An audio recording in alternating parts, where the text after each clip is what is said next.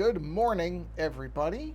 It is morning where I am, and I'm going to try something here, which is probably not going to work, because I can already tell it's kind of it's not a great, this is a weird implementation of this feature, so I'm not sure that it's going to work. So what it is hold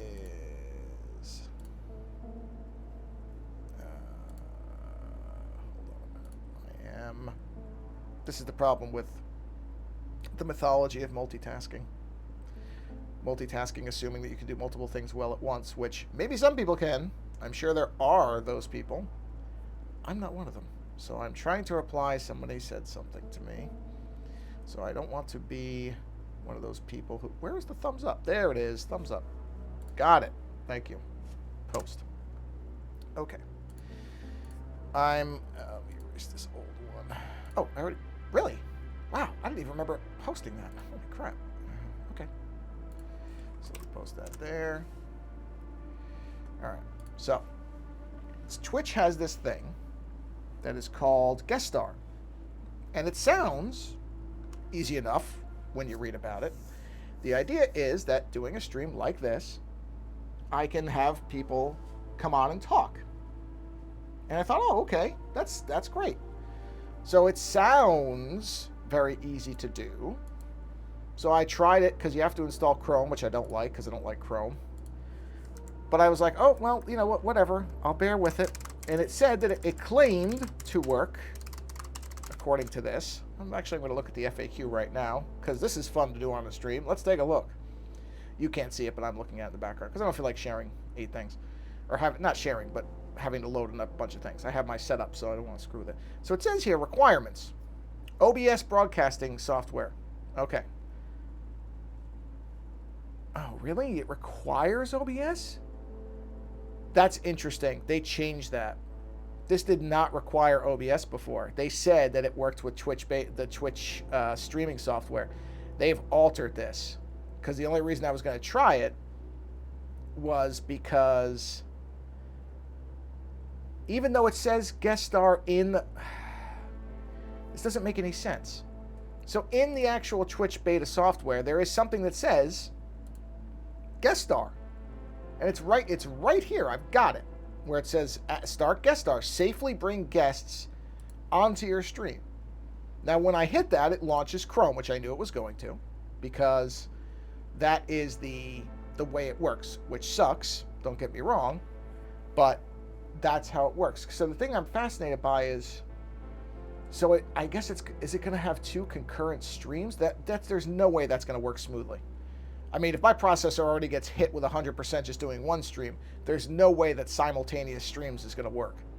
I mean, I'll try it if anybody shows up. I don't know if anybody's even going to, but just as a preamble part. So it says, okay, OBS. It said Twitch Studio Beta before. And the fact that it's in the software validates that. So it's interesting they removed that, yet it's still in the software. So I'm sitting there going, did they remove it and not bother to remove it? I don't... Let me get a drink of water. The only bad part about it is it requires phone verification for the guest, which kind of sucks, but I mean, look, I don't even know if anybody's going to show up, so this may be a moot point. It may not really matter. I think I'm going to sneeze. I'm going to mute. Whew, there we go. So I don't know how this thing is going to work, if it's going to work. I thought it would be neat to be able to try it because it sounded pretty easy, but I guess that was my stupidity, was assuming it was actually going to be anywhere near as easy as they claimed. So I'm looking, followers, favorites, subscribers. Yeah, this is also screwy. Why is it... Boy, I love when they set it up like, oh, it's so easy. Just try it. There's nothing to it. And then, of course, it isn't. So, I don't know. I don't know if it's going to work. Apparently, somebody's watching. If that person wants to attempt to make this work, they can. But don't feel pressure to. It's fine. because I'm not convinced it's going to work anyway. Anyhow, let's get started, because I can sit here and complain about how this doesn't seem to be a very good feature, at least the way they've rolled it out. And again, it is interesting that they've removed their own software from the support page, yet the link to the feature is still in the software. So explain that. Riddle me that one, Batman. Anyway, whatever. Here we go. It is Friday morning. Doing an early stream for people who normally cannot attend the streams, because I happen to have a chunk of time this morning. So we'll draw for a little bit here. And like I said, I was going to try this thing. And I have the window open. So if somebody wants to attempt it, we can try it. I have no idea if it's going to work. This is a very strange 5 guests. Wow, yeah, I imagine that would destroy this machine. But anyway, it's sitting there, so we'll see. In the meantime, I'm not going to worry about it. I'm just going to do what I'm doing. So, anyhow, all right, here we go. Make sure I turned off my keyboard. I did, so that I don't accidentally hit the keys. And let's continue where we were. All right, so, colors. Yes, that's right. We're doing colors. So let's do some colors here. Let us continue our color work. And are we on the correct layer? We are. I saw this morning that they're reporting that Kevin Conroy died, the voice of Batman in the Batman animated series, which is a real bummer. Because as somebody on, I believe it was Twitter, now I have to try to figure out where I read things, because now I'm on Mastodon and Twitter. You know, I'm taking one of these earbuds out, because honestly, my voice is...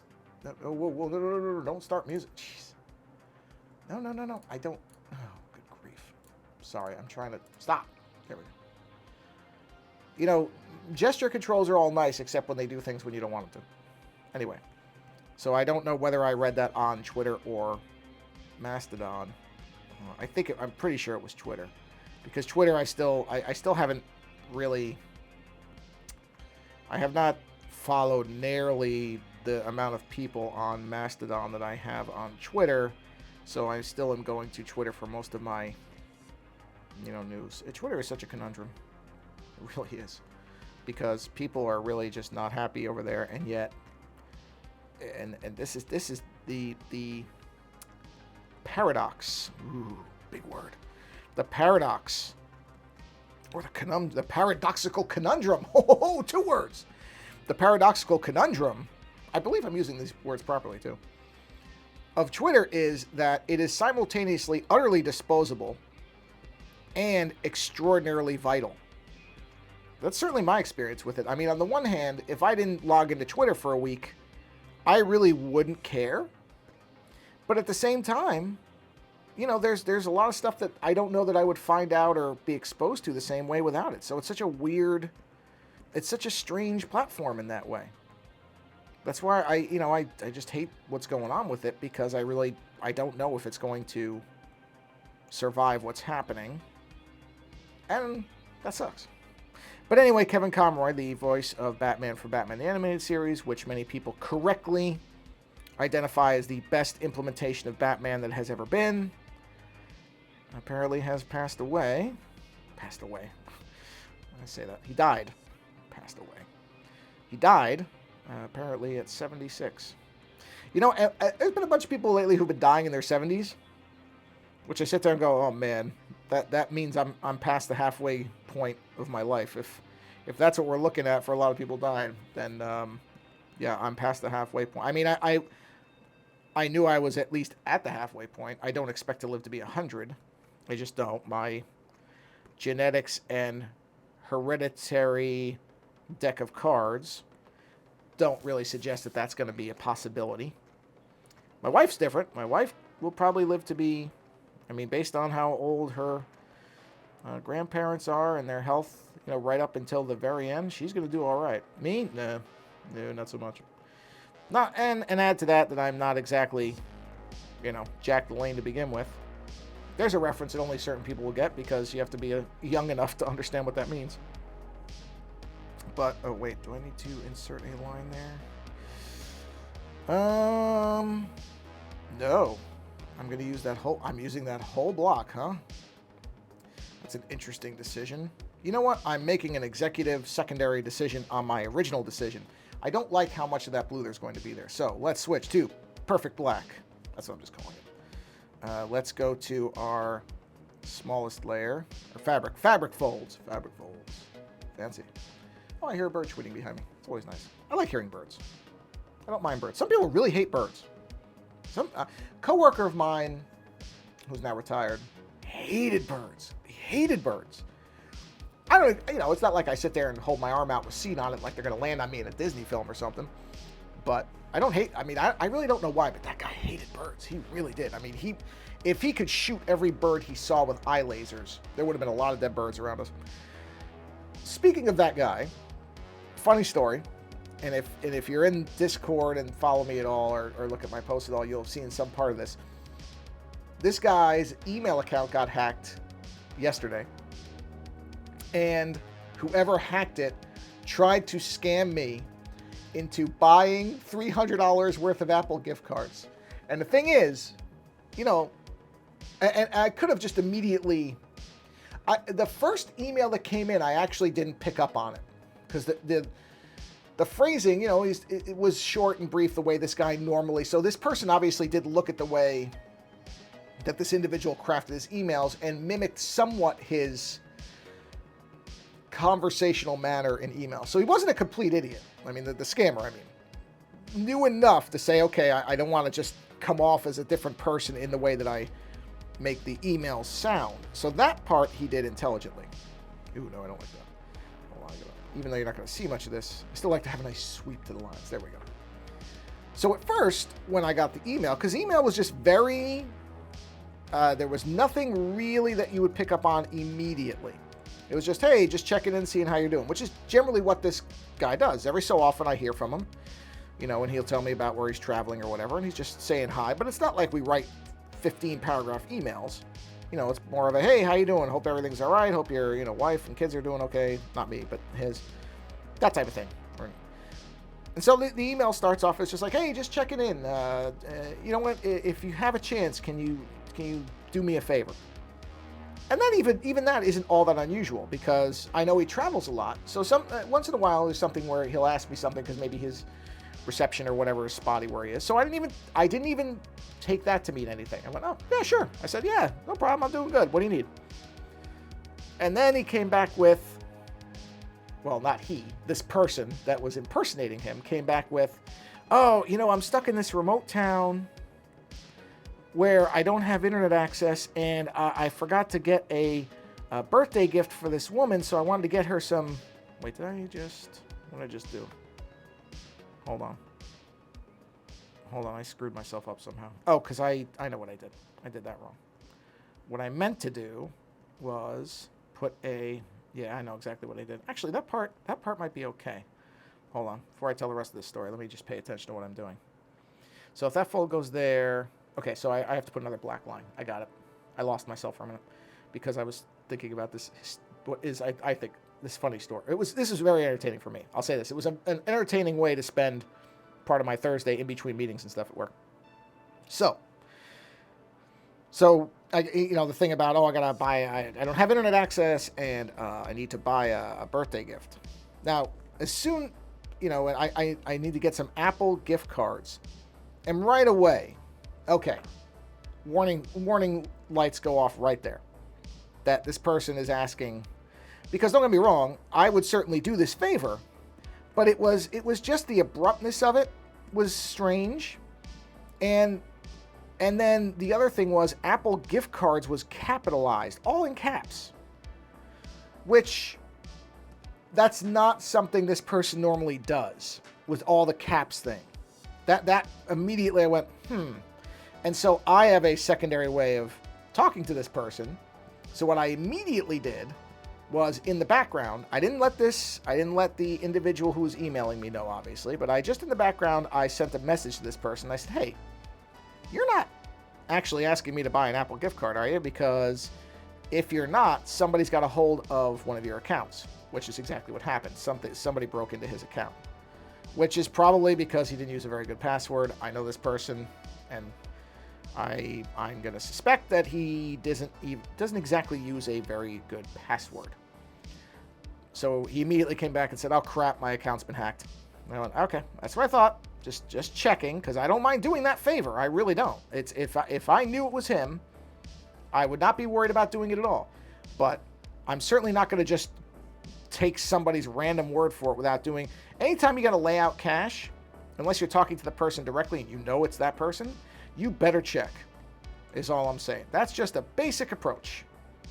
You know, especially because, like I said, this is not a favor I wouldn't do for this person. Were they really in a bind? But there was just too much suspicion right off the bat in how abrupt and out of nowhere. It just didn't make a lot of sense. But I figured, let me check, because it could be. I don't know. This person could actually be in a bind, and I'm happy to help out if I can, when I can. So, verified right away, this is not that person. So clearly, account compromised. Okay, got it. Easy. So now, one of two things I can do, right? One is immediately tell the person, yeah, I know who you are, give up on it. But that's really not any fun, is it? That's really not going to be the fun way to do it. No, the fun thing is, okay, if you're going to attempt to scam me, then I'm going to waste a bunch of your time. So this first email came in, I'm going to say around, I think it was 11:30 in the morning or so. Right around there. So once I realized, or once I confirmed, better way to say it, that this person was not who they said they were, then the fun started. Because then I sent an email and I said, oh yeah, I could definitely do that. I'm trying to remember what the second email I said. Oh, sure, I can do it. Just tell me what address you need me to send the cards to, meaning email address of this person. And that, so right there, I've baited the hook now, because this person thinks that I'm stupid or gullible and I'm going to do this thing. So email reply comes back. Oh, just send them to me and I will pass them along to that person so that so she can use it for a birthday gift. And I'm like, okay. Which, don't get me wrong, plausible enough. Just plausible enough that somebody who wasn't really paying attention, makes sense. If it's a birthday gift, this person wouldn't necessarily want to give the direct address out, because then it doesn't look like it's coming from that. It looks like they forgot. So the framework of the scam, and I use scam, and I somebody had said, this is a very low effort scam, and it sort of is, but it sort of isn't, because there was just enough that somebody who really wasn't thinking through it wouldn't notice it. And one of the giveaways was the person never used my name in the entire email chain. Not once was an email ever lead off with Joe, which immediately is suspicious when a person doesn't use your name, because that tells me that this same email was being sent out to probably everyone, pardon me, in the contact list, right? Because you just want to send a blanket email and start seeing what responses you get. Now, I really hope nobody was gullible enough to actually do this. I would assume, I think the biggest mistake this person made was asking for $300. That's not a trivial amount. If it had been $50, then I would guess some people probably would have easily jumped to it, because that's a pretty typical amount for a birthday gift. I mean, and it's not something that if I needed somebody to do something for me, I would have a very hard time asking somebody to lay out $300 to do something for me without, calling that person and really explaining what was going on and why I was in a bind. I would not be doing that via email, is what I'm saying. So one of this person's primary mistakes in terms of, reeling in people who would fall for this, was making it a $300 request. That's way too much to, unless you know that the person you're emailing is like a close family member or somebody who normally does this stuff. I don't know that you can discern that from an email. Unless somebody says, hey, I just won the lottery, man. If you ever need like $300,000, I'll give it to you. Okay, well, that's a person you can ask for $300 and they're not going to blink, right? Easy. However, that's not what this was.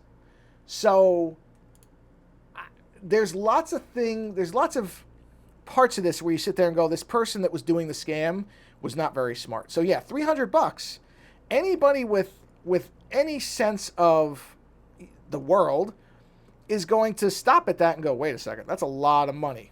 You know, and I think that right there will get most people to either call somebody directly or seek a secondary verification avenue, or just say, no, sorry, I can't lay out that kind of cash. I just don't have it on me.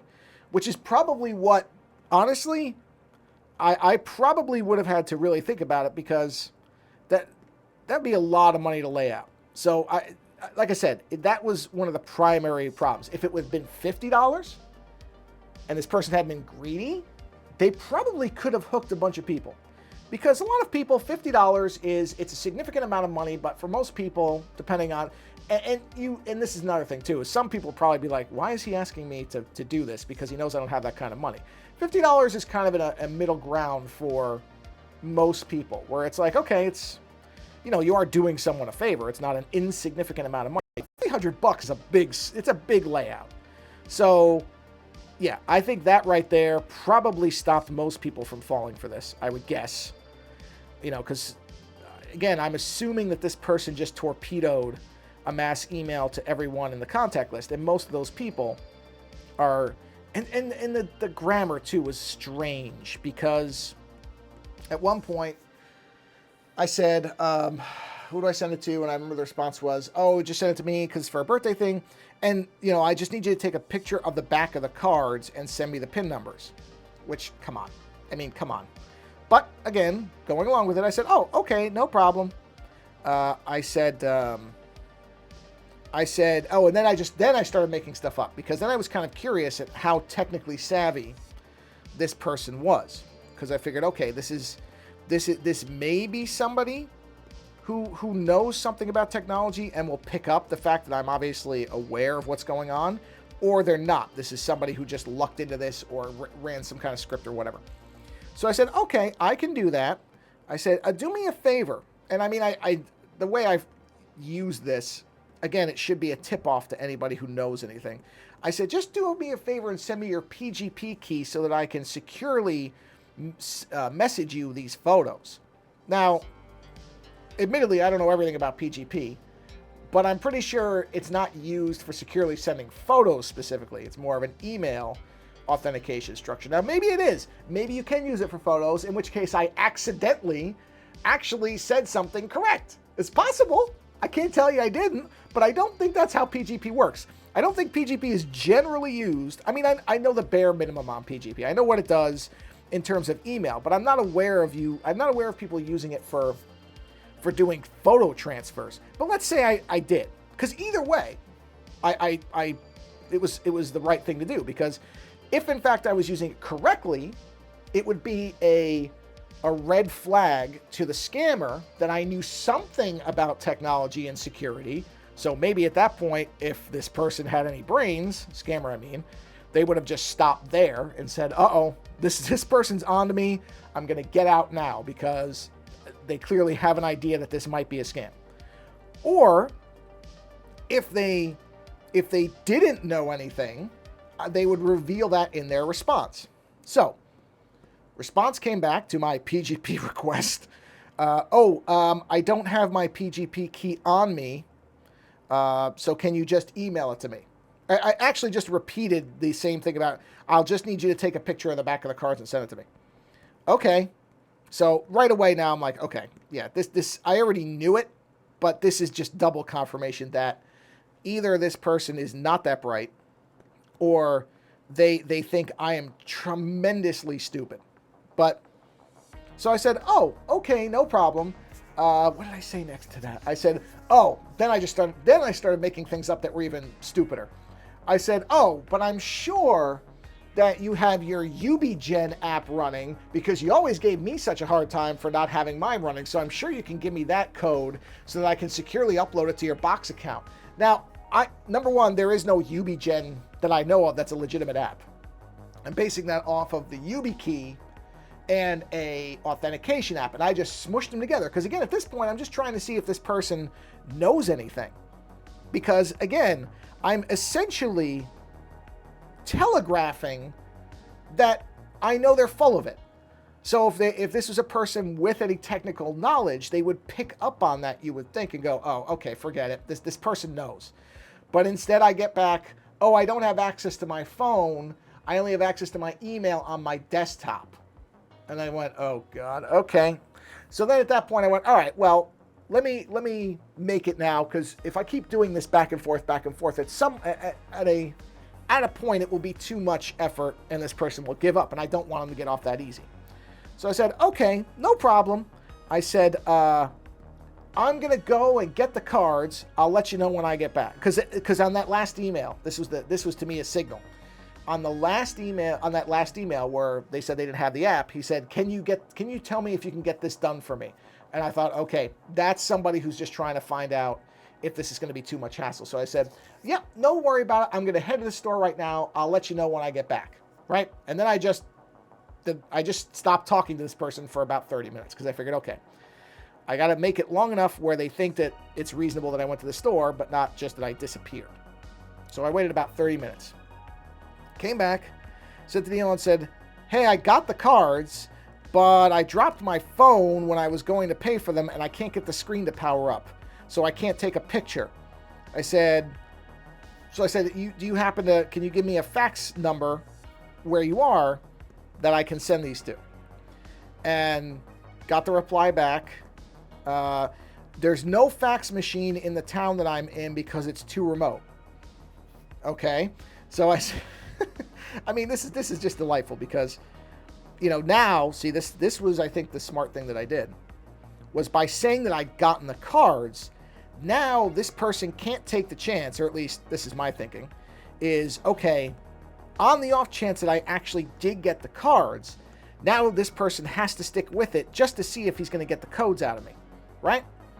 So the reply, the town doesn't have a fax machine. I said, wow. I said, what town are you in? And I just didn't bother to say anything else. And I got the response, and I was given a town. And this again tells me that this person did at least some minimum research or looked a little bit into the messaging of the person who was hacked, because he identified a town in the state in which this person lives. So it wasn't just a completely clueless response. A little bit of, again, the bare minimum effort is there. And that's the interesting part is this is not somebody who literally didn't do anything. It was not a completely effortless scam. But still, because as soon as the response came back, it was a weird name, which I thought was a BS name. And I looked it up, and I'm like, no, it's actually a very reclusive town in the state in which this person lives. So I went, okay, good for them. They figured out at least a plausible cover story on this part. So I responded to that and said, oh, what did I say after that? Because I wanted to delay something else. What did I say? I'm trying to remember now. I said something along the lines of, I don't have the email right in front of me, but something along the lines of, wow, yeah, that looks like a really secluded place, and I know you're all about that. What did I say after that? I said something else that then just delayed it, and then I said, whatever I said to delay it, then the next thing I did was I went and I just did a quick Google image search for Apple gift cards, because I can't remember. I haven't bought an Apple gift card in forever. So I couldn't remember how the PIN code structure on the back was. So I wanted to find, because people for whatever dumb reason will post their gift cards sometimes online. So all I needed to do was find one to get the character count and then fake the pins. So I found somebody who had a $15 one, which even if that had worked would have been great, because it would have been $15, not $300. And I took that, I wrote it down, I copied it to a text file, I didn't really write it down, and then just altered a couple of the characters. And then I said, what did I say on the next thing? I said, well, I think I just sent it to him at that point. I said, okay, here you go. Oh, no, that's right. I said, oh, by the way, how are you going to be reimbursing me for this? Because I was kind of curious, to see what that response would be. And they came back, and this was just a delaying tactic. I mean, making that up was easy. That wasn't a kind of actual challenge. And sure enough, they came back and said, oh, I'll Zelle you the money, which I think is a real payment service. I've never used it, but I'm pretty sure Zelle is a real thing. I'll Zelle you the money, or I'll send you a check when I get back. Okay, sure. Yeah, it's BS, but that's fine. So I said, okay, here you go. And I sent the 3 dummy codes and waited. And sure enough, within about, I don't know, 5 minutes or so, I get a response. Uh-oh, the codes don't seem to be working. Can you assist in getting these to work? Very strange. Oh, I think it just crashed out. Hold on, let me get that back up for you. Again, strange syntax, weird grammar, all little giveaways that, you know, to anybody who's really paying attention, this will show you, okay, this is not a real thing. This is not a real person that is actually trying to get help. This is a scammer. But came back, can you, I mean, it was a help desk type phrasing, even, where can you assist? I'm like, oh, okay. And I said, maybe I typoed them. And what I had done in the background while this was going on, because, you know, why wouldn't you, is in the background, hold on, just looking at my color lines. I missed one there. Just this should be like that. So in the background, I had written out something along the lines of, how stupid do you think I'd have to be to buy Apple gift cards without verifying you are who you say you are? And I broke those sentences apart so they looked like Apple codes a bit, you know, in the basics of them, so that at first this person would start typing it, because you wouldn't copy and pasting it. And I said, try these, and sent those codes. And sure enough, that was the last response I got, because that was basically me saying, yeah. And now this, by the way, occurred over the course of about 2.5 hours. So if nothing else, and again, this was me doing this in between doing other things. So I wasn't just sitting there waiting. I was like, well, okay, I've got something I got to do for work. Okay, I'm waiting for something to run. Okay, let me get back to this little wonderful episode I've got going on here. It was great. It was just a wonderful, wonderful way to spend part of my Thursday, when, you know, there's downtime where you're just kind of not doing anything, but it's a rare gift, a rare pleasantry to take somebody who's trying to scam somebody else out of their money and waste their time. Because I got, and many of my colleagues got a lot of entertainment when I sent the entire thread out and said, look what I got to do today. It was so often. Hey, Faintwaves, how you doing?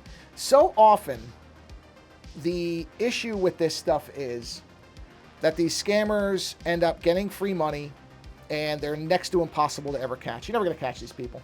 It's just, you know, it's too tough. You can report it as a theft. Okay, they'll write it off, whatever.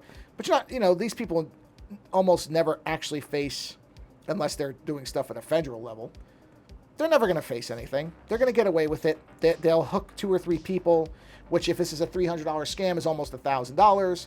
And those people are now screwed out of trying to be nice. And so they've now lost a bunch of money, which again, to some people is not going to be a nothing amount of money.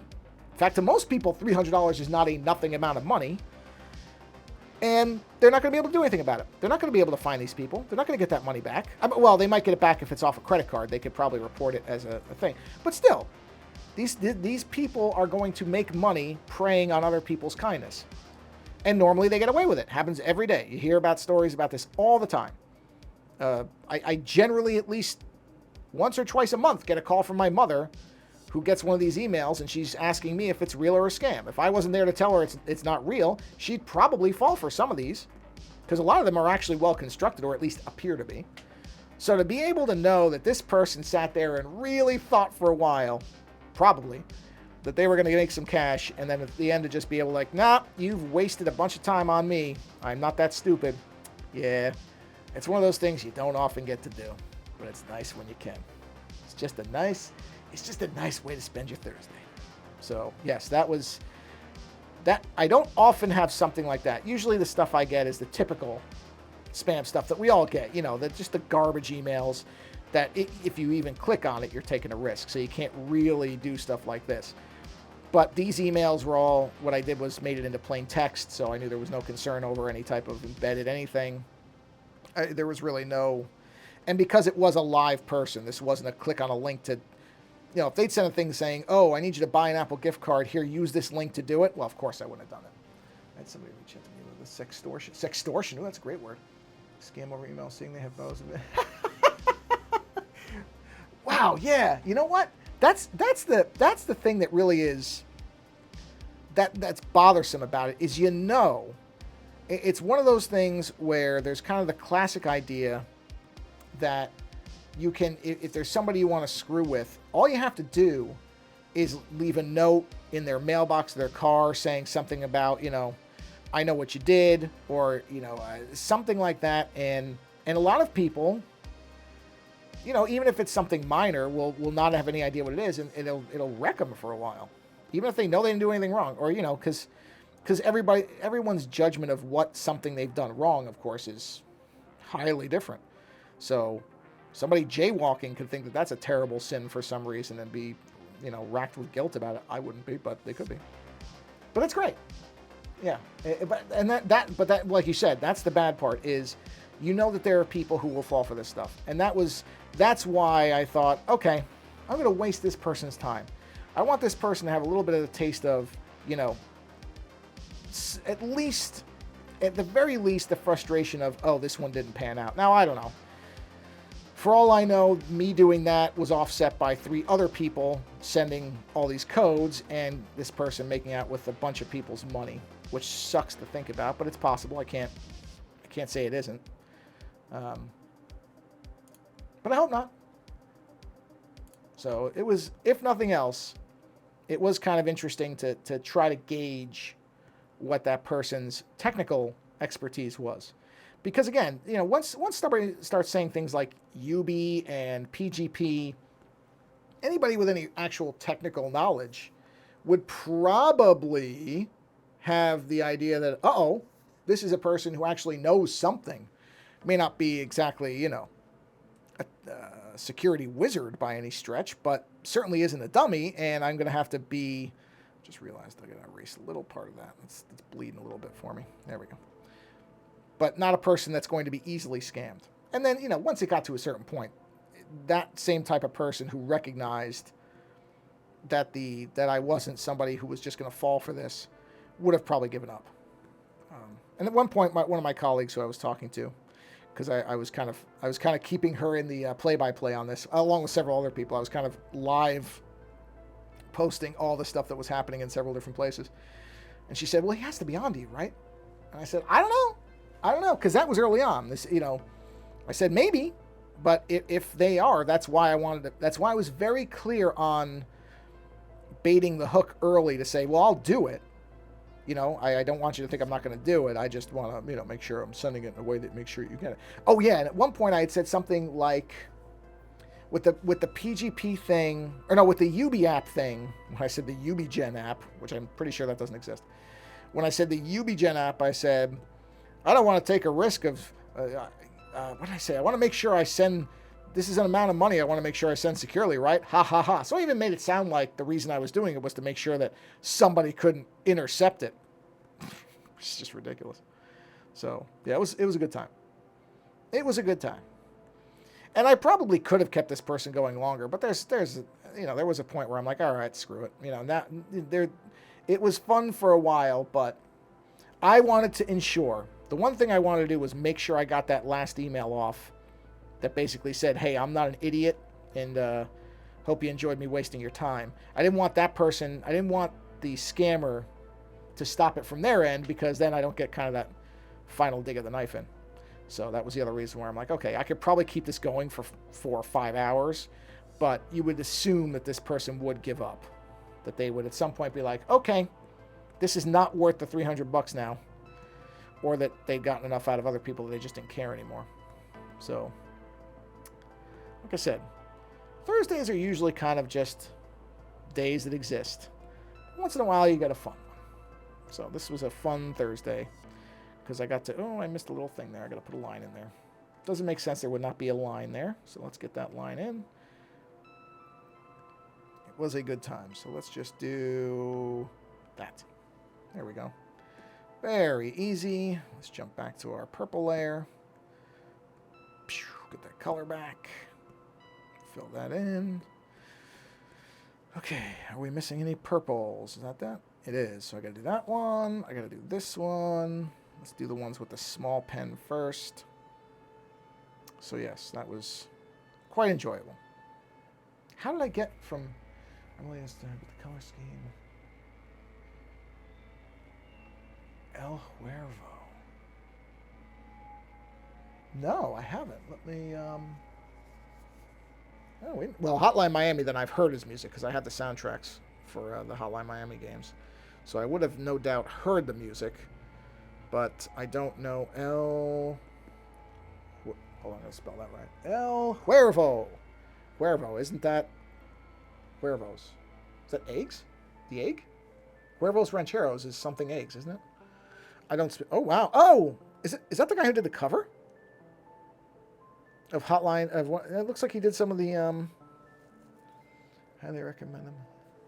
If this is the guy who did the... Oh, yeah. Yeah, I'm looking at it now. I'm looking at it right now. So did he actually do that artwork? Hold on, I'm trying to... This is wonderful to do on a stream. Hold on, I'm looking at this. What? Boy, some of the stuff that people post on Reddit. What does this say? Oh, yeah, that is it. Wow, yeah, I'm very familiar with this artwork. Yeah, this is really good color usage. Way better than my color usage. There's a lot of nuance in the color usage that this person is doing compared to what I'm doing. My stuff's very simple. But yes, I am using garish colors here because stained glass should be... I'm going to try a couple different things once I get to the actual glass parts of these. I'm going to try doing more shading and kind of internal coloring, but I'm sticking with the basic stuff for this just because I don't know how that's going to go. So, but yeah, that's... I actually do know that person's artwork. I would never have been able to tell you the name, but I recognize the pieces done for Hotline Miami, especially the one of the guy with the glasses. I've seen that a bunch of times. But again, would not have been able to put the name together. And if his music was on the soundtrack, then I have heard it. Because actually, Hotline Miami is how I got into synthwave in general, which is probably... I know a lot of people, they say it's drive. That's what got them into that genre of music, or whatever we're supposed to call it. I know Andy Lass doesn't like the word genre, but scene, whatever, doesn't really matter. But Hotline Miami is how I got into it, because that soundtrack, I remember when it came out, in particular, there was a Perturbator song, I think, on the first soundtrack that I really liked. And I was always into John Carpenter's music, but honestly, I did not have an awareness that there was contemporary music being made in that style. Because, honestly, I think a lot of people are like this. Maybe that's becoming... This is actually something I'm interested in. I should bring this up on the next show we do. On Lando's opinion on this. But I wonder if... Why is it a different color? Did I screw my colors up? Oh, it looks like I did. Wait a minute. Am I on the wrong layer? No, I'm on the wrong layer. That's interesting. Hold on. I want to check something. Oh, yeah, that's a different color. Whoops. I'm using a different color. Where was I going with that? Oh, because I think a lot of us, at least for a long time, I wasn't really finding new music. I wasn't even looking for new music, I'll be honest. I just stuck with the music I knew I liked. But now, with, all the different streaming services and how easy it is to stuff like Bandcamp, where it's really easy to go find music. And that used to be something that you would, and you still will read this if you look around, that people's musical tastes kind of solidify at a certain point. And that's probably still generally true, because synthwave is very similar to music I like from being younger, so it's not really expanding my taste, but it kind of is. But I certainly would never have found... I mean, that was just a chance thing, because it's fun. I never actually played the Hotline Miami games, honestly, because I don't like the overhead style. So I never actually played the games, but I had read somewhere, I think I had played the soundtrack off of a website somewhere, like they had said, oh, this is a great soundtrack, blah, blah, blah, blah. So I remember, let me just make sure. Okay, good, I didn't do that everywhere. Thought maybe I just screwed up my colors on two different sections. So I remember I heard the Perturbator track, and I was like, ooh, this is really good. And that started me finding his music, which led to this, and that's eventually how I found Beyond Synth in general, the show. Oh, look at that. You can't see that, I don't think. Let me look at something. Oh, no, I thought that was... No, it's not. Sorry. I was seeing something. I remember my previous iPad, when I would use it for a while. Oh, no, that is. I can feel where the chip is. It's warm. You can actually see the distortion, a bit of a heat distortion field on the on the screen when it's warming up, because I've been running this for a long time. How long has this thing been running? Yeah, 44 minutes. So this is for a while for this. So anyway, yeah, so it was Hotline Miami that actually got me to find Perturbator's music. And then from there, I think it was his interview that was done on Beyond Synth, I'm pretty sure. Or I think I started just looking for synthwave or synth. I don't think I was calling it synthwave because I don't think I was aware that term existed. I was just looking around for stations that were playing that music, and that's what led me to Beyond Synth. And then, that's when I was like, oh, okay. Because listening to that, oh, this is a whole genre, and there's a whole bunches of people doing this stuff. And that was kind of where I really got interested in it. So yeah, a lot of people, it was Drive, but not me. Drive's an okay movie. It's all right, but the soundtrack is the best part about it, without a doubt. But that was not my big thing. It was instead Hotline Miami, a game I never played. A game I never played, nonetheless, got me interested in a type, I'll say a style of music that I wasn't aware was still being produced. Here, I'll put it that way. If we don't want to call it a genre, we'll call it a style of music still being produced, which is it's calling it a retro style of music is true and it's not true, because everybody brings their influences to things and music changes depending on who's making it. So I never really buy into the idea that there's even that people who do what is considered an older style of music are even doing that style of music. They're not. They're doing their own music by bringing their other influences to it. Because I don't know who John Carpenter listened to growing up, but certainly that would have played a part in his music. And then depending on what younger artists listen to, John Carpenter, I'm sure, is not the only thing they ever listened to.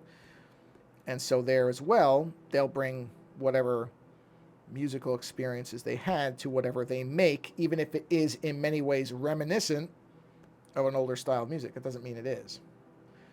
I don't know what my point with that was. But anyway, yeah, it was kind of funny to find music through a game I never played. Again, not the way that most people, I think, came to this particular style of music, but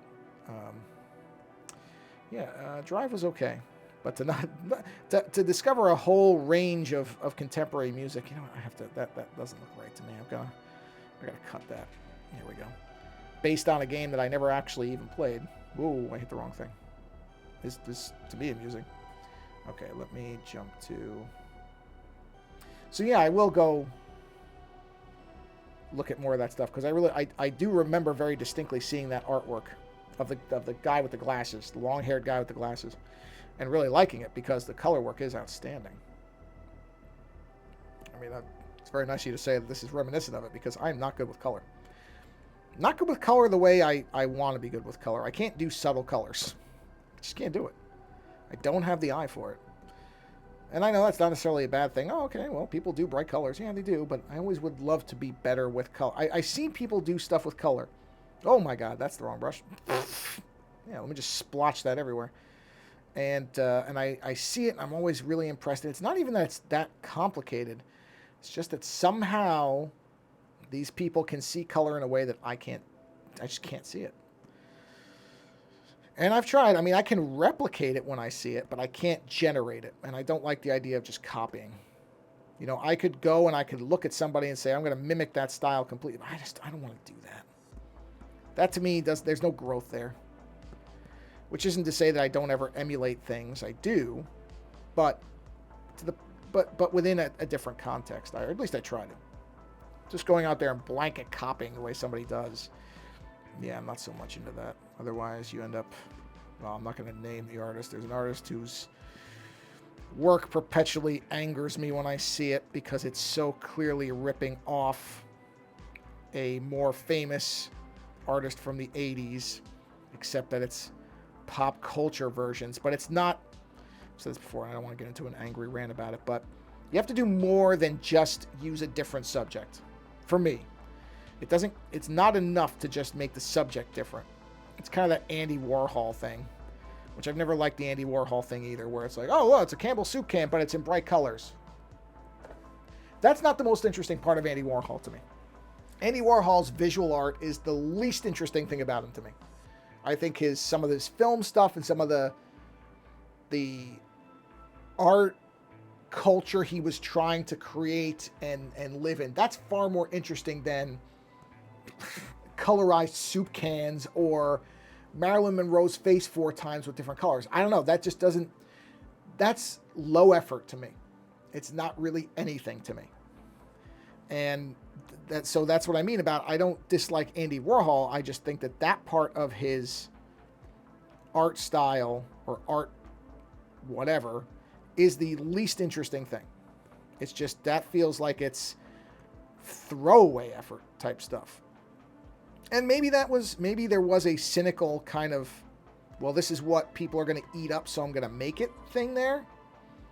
I'm not going to say that that's not possibly intentional, but that doesn't mean that I think it's any better. So I've never liked that. I've been more interested in sort of his attitude towards things and some of the stuff he was doing with kind of filmmaking in a really, I'll use that word in a rough way, but some of that stuff is far more interesting to me than the stuff that most people know him for. That to me is sort of the least interesting. Again, the Campbell soup cans and the Marilyn Monroe pictures and those portraits, the pop art stuff. You know, I think the Lichtenstein, is that the one who did the dots? That's more interesting to me in terms of what pop art can be. And there's other good examples, but Andy Warhol is not. I don't look at his visual art with any type of, and I'm talking about the still imagery stuff, because I know you could say filmmaking is a visual art. It is. But in other words, his still images stuff his printmaking, all that's very boring to me. I don't really care. But that's what this other person does, is this contemporary artist. I don't know how old this person is, but they can't be too old, I don't think. But basically takes Patrick Nagel's style, and that should be enough of a clue as to who I'm talking about, and just throws it on stuff, but doesn't really do anything else. But okay, what if Patrick Nagel did Princess Leia? Wow, amazing. Sure, bothers me because it's such a ripoff. That's the thing. Is there's nothing really new being added there, except for the fact that it's a subject that person didn't do. Okay, I guess. But people eat it up. So what do I know? That guy's making a bunch of money. I'm not. So obviously one of us is a moron, and it's not that person because he's selling his work, and I'm not. So I guess you can just write me off as somebody who's jealous. Except I'm really not. I just find that doing that much of an imitation, I mean, it's like if you just did paint splatter. And I'm sure, actually, you know what? I shouldn't say this as if it doesn't happen. I'm sure there are people who do Jackson Pollock-esque paint splatters and sell it to people. And that would be the same thing where I'd say, you're not doing anything. I'm talking about literally pretty much just emulating it. Let's say somebody took a Pollock painting and followed the basics of it. Not that I like Pollock. I don't think that's really good artwork either. But look, that's a subjective thing. I know people who love Pollock paintings, and I understand it's just not for me. That's okay. But if somebody just did the same basic drip style, it really emulating it, except they did it with, let's say, neon colors, and said, look, it's inspired, but no, it's not. You're copying. Stop it. Come up with something else. But again, what do I know? I don't know nothing. Because my stuff ain't hanging in a gallery. I'm not selling stuff on Mondo or, other pop art websites. So what do I know about anything? But hey, I did get magic cards made, so I'm not completely nothing. At least I can say that I am also a published artist now. Or a published artist, is that the right word for it? I don't know if published is the right word.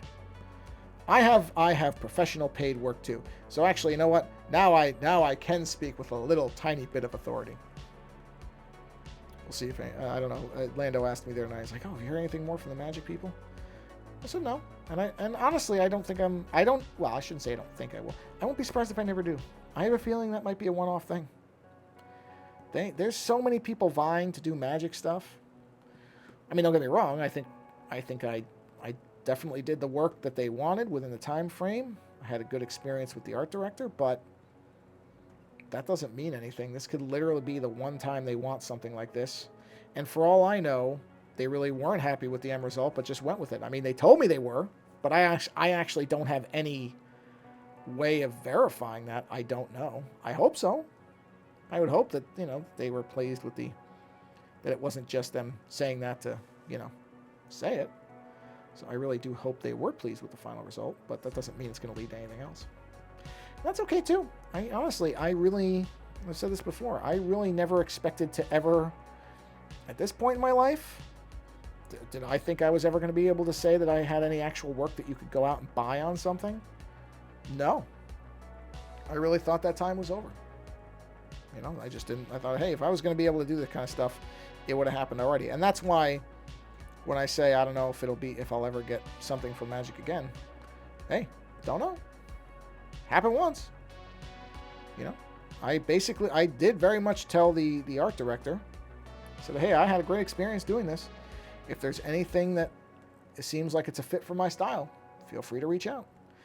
And I saw they have something that's called Funfinity, I think, that is more cartoony kind of card stuff.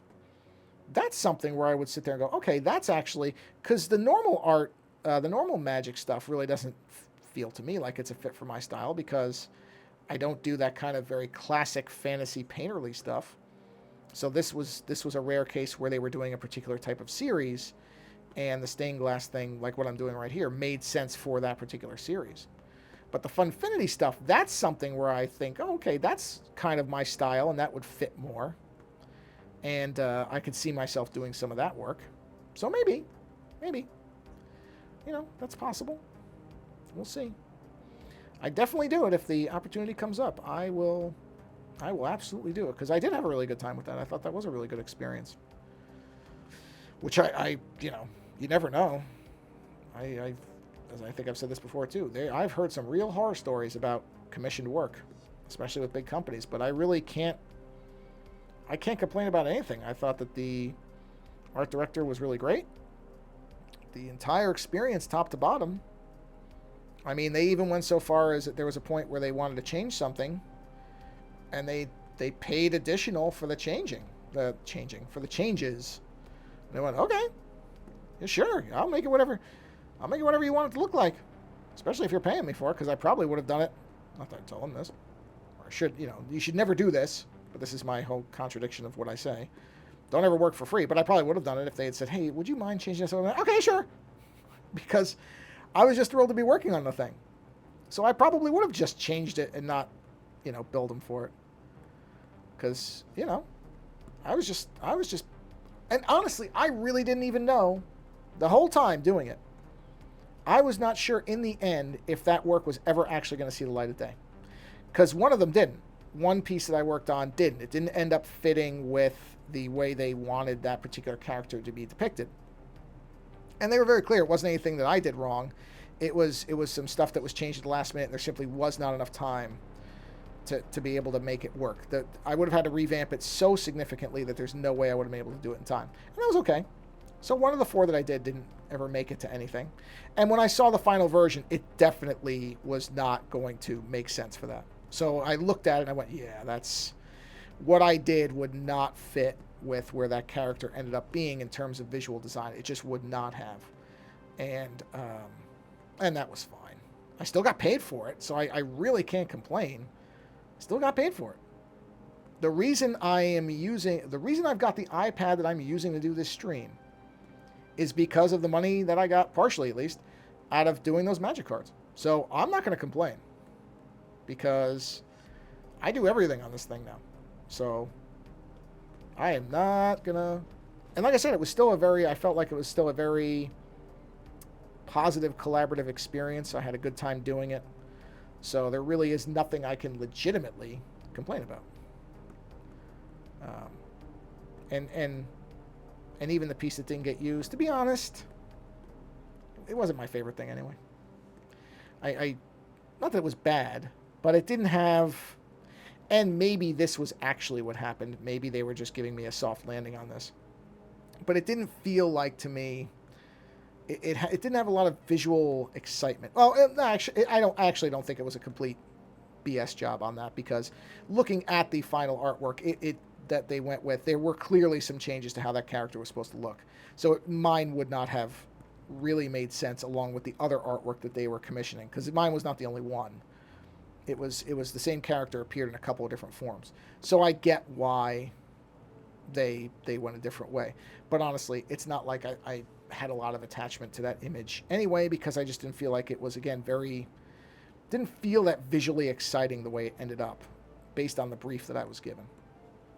So that's fine. So there are absolutely no, and again, I got paid for it, so I'm not complaining. It's not as if they said, well, after I'd done all the work, well, I decided to go with this and we're not paying you for it. Then that would have been a more bothersome thing. But whatever. They have the work. Maybe someday they'll find a use for it. They might. They renamed one of the characters that I did, so they could always rename that character and just recontextualize it and then just use it somewhere. That'd be fine. But overall, yeah, great experience. And I understand now, because I remember seeing lots of people who really want to be magic artists. And I've actually reached out to a couple of them and said, hey, you know what?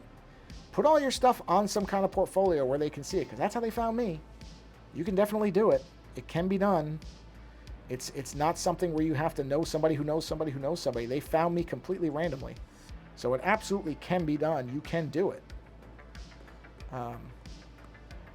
And I understand why a lot of people, so, I imagine that a lot of people have similar experiences like mine that were positive. That's probably why people really want to, you know what? I am digging these colors. I'm probably going to have to adjust them a little bit, but I actually kind of like these colors. I didn't know at first looking at them if they were going to work, but now that I'm seeing them all together, not bad.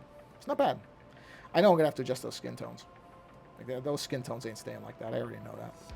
But I kind of dig these colors. They're very, very bright. Very bright. But they're working. They're working for me. So. But yes, I do understand why a lot of people really desperately want to. I mean, obviously you want to get paid for your work too. There's also that part of it. And I certainly had no issues with what they paid me. None at all. Especially compared to what I was getting paid before for my artwork, which was basically nothing. So I have nothing to complain about in terms of the monetary compensation that was provided. But also the experience was really collaborative, and I really didn't feel like at any point they were very clear about trying to make sure I could handle the amount of work because at one point they had said, how many pieces do you want to do? And having never done it, I didn't want to say, well, give me as much as you want, because I didn't want to not deliver the pieces. That's the one thing I don't ever want to do, is accept work and not be able to actually complete it. So I was pretty conservative on that, where I only said, well, I'll do 4, because I really felt like, okay, I can do 4, and was able to do all 4. And knowing what the process was like now, interesting. How many would I think I could actually do in the time frame that they gave me? I probably could do 8. I probably could do that, depending. I mean, some of it would depend on what they're looking for. Obviously, that's a part of it. Because with the stained glass ones, one of the things that they had said was they didn't want a lot of heavy detail, because stained glass is typically kind of big, not looser, but less detailed, less specific type of pieces. So that if it was the same type of brief, oh yeah, I could do that. If they wanted stuff that was hyper detailed, then no. That can take me a while.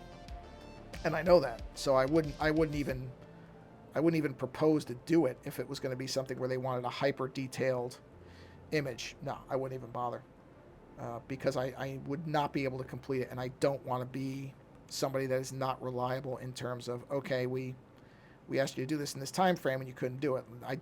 That's the kiss of death right there, baby. You do that, you get known for not making your deadlines, they ain't never coming back to you. Even if you're slower, or maybe don't do as much, but you always deliver the stuff on time, I'm pretty sure they're going to prefer that. So, we shall see. I'm supposed to be getting my proofs. They had said they might be a little behind, and that could be supply chain. I don't know. There could be a lot of factors involved in there, but I'm going to be getting my artist proofs soon, which are essentially cards that don't have backs, and that way you can draw and illustrate on them. So those should be coming. I think I'm getting 50 of each one, so I should have a good amount of them coming. So those will be here, I believe, in the next 2 weeks. I got a shipping or a printing notice last week just saying, hey, make sure if you have to update anything with your address, you let us know because we're going to be sending these out. So I assume that means in the next 2 weeks I'll be getting some, which will also be exciting because I'm pretty sure I can just sell those. I'll keep some, of course, because why not? I've already framed. I managed to actually get all my cards in just buying random packs. And so I've already got those framed. I just have to find some place to put them. But it'd be nice to, for example, do some for like my mom. Because, she's very happy that I got something done. So I can actually sign some and frame some for her, and she can have some for the house. I found a really good Etsy seller who makes frames for Magic cards. Holy crap, these frames are amazing. I mean, they're so well done. And he packed them so well. I couldn't believe how well these things were packed. For not large frames. This person put some work into getting these things packaged. It was pretty incredible. So I was thrilled with that because I went, whoa, man, that's great. So I've really, and they have the sleeves already in them. So there's like nothing that I had to do. Basically just unpacked them, sleeved them, put the backs back on, and I was done. I mean, it was maybe a 10-minute from receipt to frame, done. I mean, honestly, the longest thing was unpacking them because he packed them so well, which I appreciate, but boy, oh boy, did I fight with that. The packaging is so well tight, like the tape, amount of tape on it, all the foam frame corner things. It's great. So I was very, very impressed with that. I left a very nice review because it was really, really well. The framing was just so good. I mean, the frames themselves were great and well made. And, did I miss the purple part? I did. I missed the purple part. Let's finish this. We're going to finish the colors, and then I think I'll finish the stream out for now because I've been going for now over an hour, which is unusual. Normally I stick to an hour. But since this is going along so well, and I told my really long scammer story, really didn't even notice it. But I may stream more later in the day. I don't know yet. We'll see. Just depends.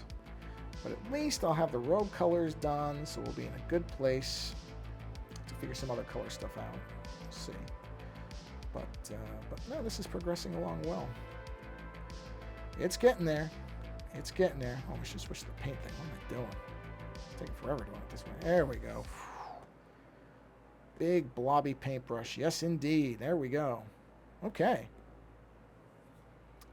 We're getting there. We're getting there. But the robe colors, I'm just checking. Oh, I missed a little bit. Let me get back here. That's what I was just going to do, a spot check to make sure I didn't miss anything, which I did. So we'll do a nice little... Plus the iPad is getting very warm. So I think it's basically trying to tell me, hey man, I need a rest. Which is fine. I have no problem letting it take a break. Okay. You know what I just realized?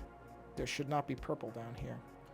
This is not supposed to have anything. The robes would have stopped. So we're going to cut that right out. Yep, that's how it should be. The robe should not go down that far. Okay, okay, okay. Did I get everything? I think I did. I think all the robes are done. I think the robe colors, I think I got all the spots. Pretty sure. Looks like it. Yeah, we're in good shape. Okay. Well, since that's where we are, I'll do that nice close-up on it. I think I'm going to break for now because I don't normally do hour, 10-minute or so streams. So I think this is a good point to take a break from the stream. Okay, here we go. Bang. There we go. And let's see, what percentage is my... Oh, my iPad's at 30%. So, yeah, it definitely... And the warmer it gets, the faster the battery drops. That I've noticed. So I'm going to go ahead and plug the old iPad in here. All right. Come on, plug it in. Yeah, so I may do another stream later on. I already copied that. Oh, that's something. Oh, forget that thing. That thing didn't even work. Close that. So I'll probably do another stream of some kind later. I don't know if it'll be as long as this one, but I think I will, because I'll work those colors out, and then, yeah, I probably will do another one, because this one went really well, and I'm kind of liking the colors. So what I may do is work some of the other colors out without this being on stream, because sitting there on a stream adjusting colors, not necessarily the most thrilling thing to watch. So I may do the color, what's the word for it? I may figure out the actual colors for the background, that type of thing, do that stuff, and then do a stream a little later on. Oh, wow. Kevin Conroy was 66, not 76. That sucks. That guy was Batman. Yeah. That's too bad. Man. Yeah, that's a bummer, because he was a fantastic voice actor. I mean, really, the definitive Batman. To the point where, if you weren't aware, he did the voice on, what do you call it, for the Arkham games too. They knew it. They knew they had to get the right guy. They got the right guy. I mean, I would have loved to hear Michael Keaton do it, sure, because I love Michael Keaton, but Conroy was the best Batman as far as capturing the whole thing, the totality. Just excellent. So that's a bummer. Sorry to end the stream on a down note. I wasn't really intending that. I just happened to see it because I was looking at something and it mentioned it was 66, not 76, which, boy, that's even worse. Yeah, that sucks. That sucks. But what a body of work that people will remember and remember and remember, because I know I, at least once a year, sit down and watch the Batman series because it's that good. I could talk about that for a whole stream. But I'm not going to do that now because I'm bringing this stream to a close. So, I'll probably do another stream later, doing the working on the same thing. Until then, thank you for stopping by. And on the off chance I don't do another stream, have a wonderful rest of your Friday. Go out there and create something, no matter what it is. Again, thanks for stopping by and watching, and take care.